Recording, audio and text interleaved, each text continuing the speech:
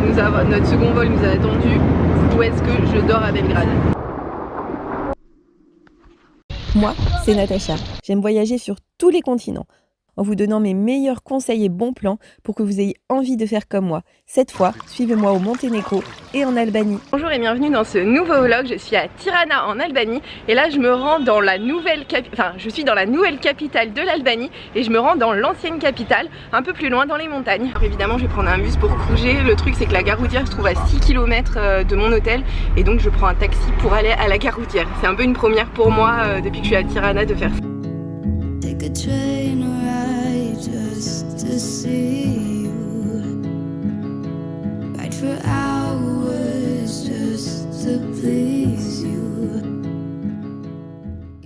En fait la gare routière c'est un grand parking avec des bus et sur chaque bus, comme vous voyez par exemple ici, il y a écrit la destination et donc en fait vous marchez dans la gare routière et vous cherchez votre destination vous-même. Et voilà le minibus pour Krušje, il est là. En fait il faut le trouver sur le parking, j'ai fait le tour pour arriver là au minibus. Quand je vous parle de bus en Albanie, en fait je veux dire minibus. Vous voyez derrière moi, il est assez court de chaque côté et en fait il y a à peine de la place pour une vingtaine de personnes. Le bus est surchauffé, on peut pas rester, donc du coup on laisse tous nos affaires. Donc là moi voilà, c'est ma petite casquette, ma bouteille d'eau et là un sac et un petit peu à manger.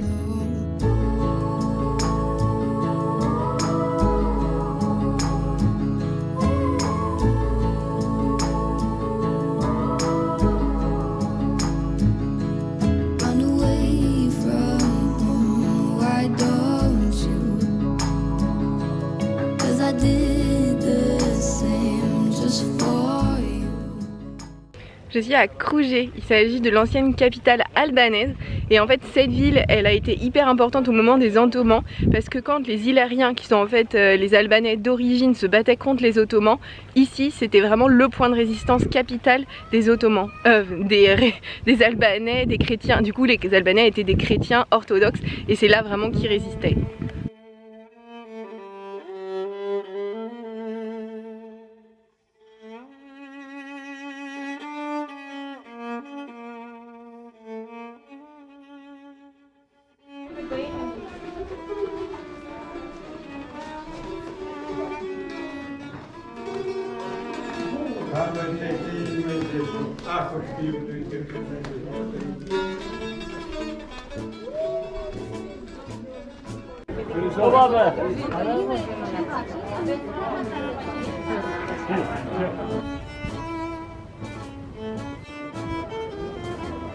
Je vais dans cette espèce de musée qui est une sorte de grand château. Apparemment c'est un musée d'un type incroyable, c'est-à-dire que c'est un musée en l'honneur du héros national.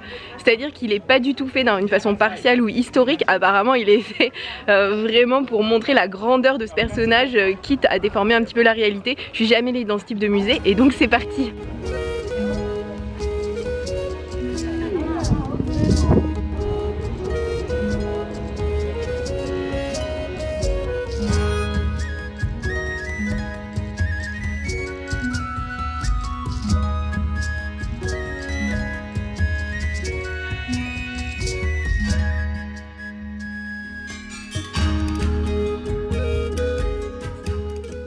Alors voici une espèce d'immense sculpture du héros national ici dans le hall. En fait, l'extérieur du musée c'est une sorte de faux château, mais l'intérieur aussi, il y a des voûtes. Le nom de l'Albanie vient en fait de la tribu des Albans qui vivaient au 2e siècle avant Jésus-Christ et qui faisaient partie plus généralement du peuple ilarien. Je savais pas du tout, donc le prénom Alban a un rapport avec l'Albanie probablement.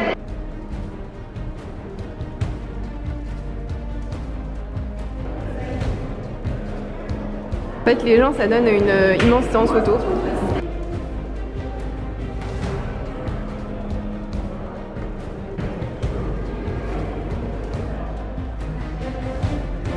Vous voyez l'immense fresque derrière moi, mais en fait elle a été peinte uniquement pour les besoins du musée. Elle continue par ici, là tout ce mur, et là derrière moi encore.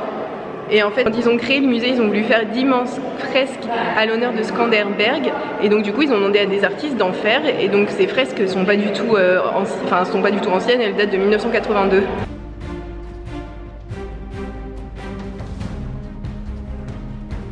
Voici un faux bureau de Stackenberg. Évidemment, il a jamais été là, mais s'il avait eu un bureau, il aurait pu ressembler à ceci. Dans ce musée à la gloire des Albanais, ils exposent notamment un guide de l'Albanie en français. En fait, ils trouvent ça glorieux probablement. L'objet de ce musée, en fait, c'est montrer tout ce qui est à la gloire de Skanderberg.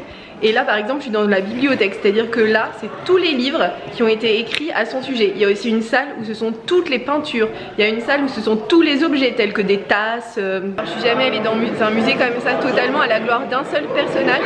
Un musée qui ressemble à un faux château, y compris à l'intérieur, et avec absolument rien à exposer à part essayer de collecter des tas d'informations sur un personnage sans... Enfin, vraiment c'est un musée à but idéologique et pas du tout historique.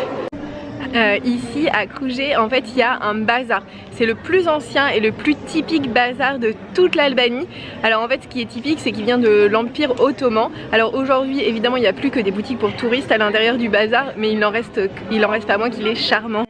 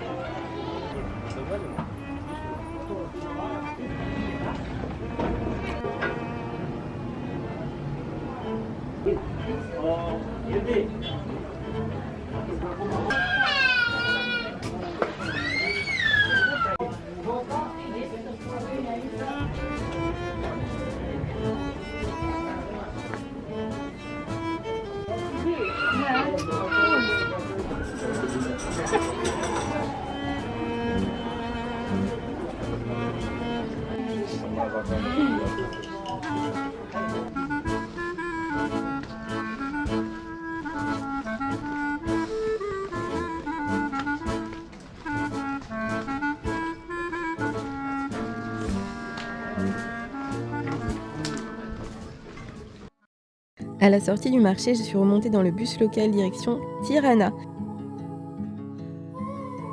Puis, à la sortie du bus local, j'ai pris une décision que, bon, je pensais pas un jour prendre. Alors d'habitude je prends toujours un taxi pour rentrer de la gare routière, mais là j'ai tenté une expérimentation, le bus de ville. C'est complètement déconseillé par le Lonely Planet parce que c'est incontrôlable, on ne sait pas où ils vont. Mais bon, j'ai le temps cet après, mais j'avais envie de tester. J'ai mon ticket, en fait il coûte 40 lek, alors que moi normalement je paye entre 6 et 1000 lek pour un taxi.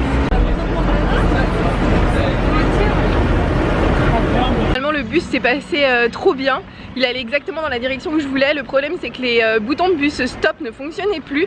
Donc quand le chauffeur a vu que je m'agitais auprès de la porte, il a ouvert. Et il a ouvert là où en fait on pouvait pas monter sur le trottoir, il y avait des barrières pour nous en empêcher alors que c'était une 2 fois 2 voies. Bon bref, en tout cas ce qui est sûr c'est que j'ai pas pu manger à Krušje parce que j'avais pas le temps. Là je suis dans un restaurant qui est conseillé par le Lonely Planet pour manger des spécialités locales. C'était hyper bon, les poivrons étaient vraiment délicieux, le fromage c'était légèrement épicé voire même très épicé. C'était un super plat. Tirana en Albanie, et là je me rends à l'aéroport pour retourner à Paris, et pour ça je prends un vol avec Air Serbia qui passe par Belgrade. C'est toute une aventure. Retenez bien cette phrase. C'est toute une aventure. Car en effet, ça fut toute une aventure.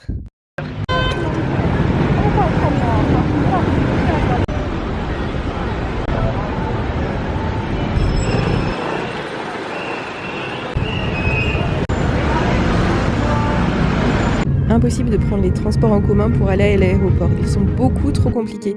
Du coup, je suis montée dans un taxi.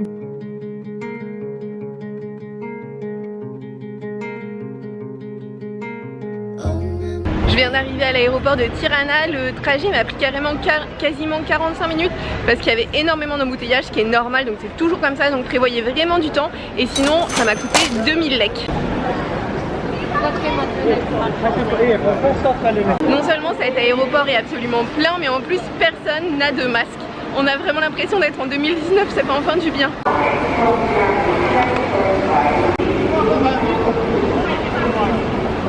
Alors j'ai fait mon enregistrement en ligne et je comptais bien du coup ne pas faire la queue au checking, mais apparemment l'enregistrement en ligne ici est interdit.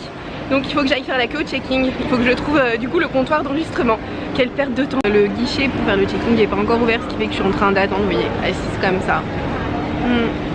Alors après 1 heure d'attente, j'ai enfin récupéré mon boarding pass imprimé. Ils m'ont demandé mon résultat de test PCR et je leur ai montré mon certificat de vaccination et ça a fonctionné. La sécurité c'est plutôt bien passé, l'immigration aussi, c'est passé hyper vite en moins de 10 minutes. Et là maintenant je suis vraiment dans l'aéroport qui m'a l'air d'être tout petit, on dirait un petit aéroport, pas principal, pas d'une capitale, ça c'est sûr. Et voici les toilettes. En fait c'est plutôt des toilettes standards, on peut pas forcément mettre de grosses valises dedans. Par contre il y a une dame qui vient de nettoyer donc c'est plutôt propre. Voici mon dernier repas, un bourrec au fromage et une bouteille d'eau. Et le tout m'a coûté 800 lek. Mais c'est tellement énorme, c'est tellement cher. Bon bah sans surprise c'était le pire bourrec que j'ai mangé de mon séjour en Albanie et c'était aussi le plus cher. Mais au moins je suis posée dans un café tranquille parce que l'aéroport est vraiment très petit par rapport au nombre de vols.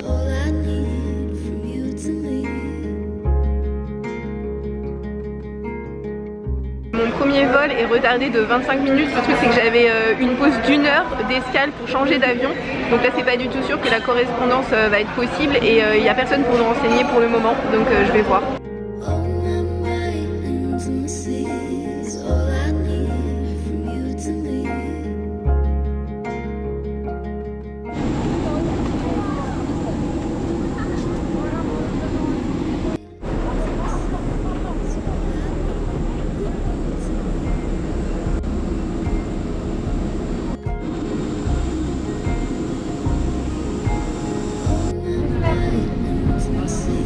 Ça va.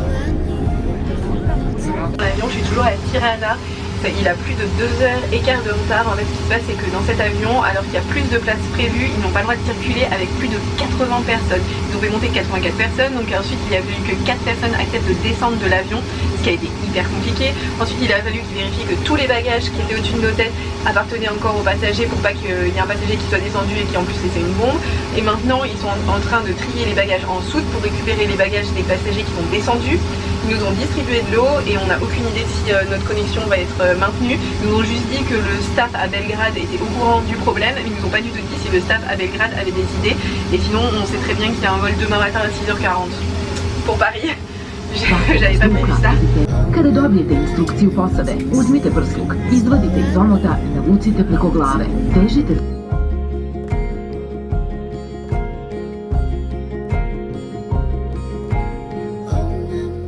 Alors on nous a distribué quand même une bouteille d'eau et un encas pour tenir le coup. Le vol est supposé durer 36 minutes, ce qui veut dire que là dans moins de 20 minutes je suis supposée être à Belgrade et là la question est est-ce que le vol va nous avoir, notre second vol nous a attendu ou est-ce que je dors à Belgrade? En jeu.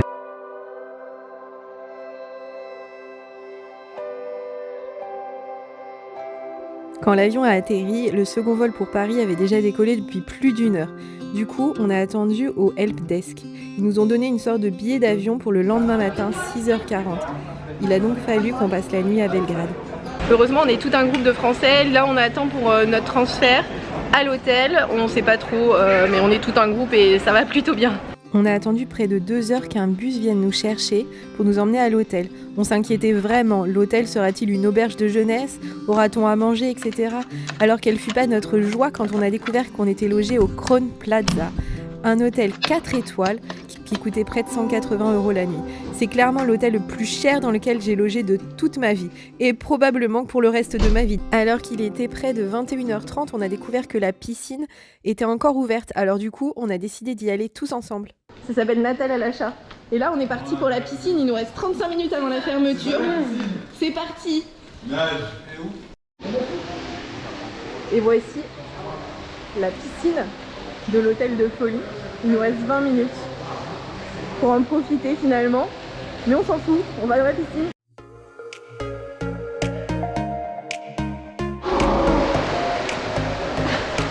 Tu fais des photos de la piscine et tout? Ouais, comme ça je pourrais nous récupérer avec WhatsApp et tout.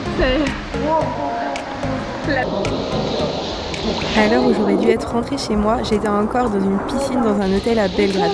Pour moi, c'est ça l'aventure, c'est ça les vacances. C'est quand on n'a rien prévu et que le meilleur se produit. Franchement, c'était trop cool, j'ai rencontré des gens géniaux. Je me suis trop amusée et franchement, peu importe si j'étais pas à l'heure chez moi, j'avais rien d'autre à faire que de profiter. Il y a même une nature.